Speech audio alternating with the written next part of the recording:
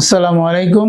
অনেকের কোলোনোস্কোপি এবং এন্ডোস্কোপি এই ধরনের পরীক্ষা নিয়ে একটা ভীতি কাজ করে। আমার অনেক রোগী এসে বলে, স্যার এটা করব না।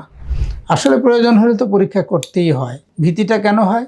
এটাতে আসলে সত্যিকার অর্থে খুব ডিসকমফোর্ট হওয়ারই কথা। মুখে দিয়ে একটা নল ঢুকানো, মলদ্বার দিয়ে একটা নল ঢুকানো একটু কষ্ট হয়, কিন্তু কষ্ট ছাড়াও তো এটা করা সম্ভব। আজকাল অনেক কিছুই অ্যাডভান্সমেন্ট হয়েছে। কোলোনোস্কোপি বা এন্ডোস্কোপি আন্ডার সিডেশন, গভীর ঘুমের মধ্যে করা যায় এবং সামান্যতম রোগী কোনো কিছু টের পায় না।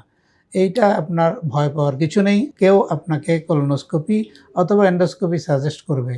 আপনাকে খুঁজে বের করতে হবে কোন জায়গায় গেলে ব্যথামুক্ত অবস্থায় ডিসকমফোর্ট না হয়, অসুবিধা না হয়, এই অবস্থায় করার ব্যবস্থা আছে এবং কে এই বিষয়ে অভিজ্ঞ, কোনখানে। সামান্য আপনার খরচ বেশি লাগবে, সুতরাং সেই খরচের জন্য ভয় পাওয়ার কিছু নেই। খুব অতিরিক্ত খরচ নয়। সাধারণ এন্ডোস্কোপি বা কোলোনোস্কোপিতে যা লাগে তার সঙ্গে সামান্য কিছু যোগ হয়।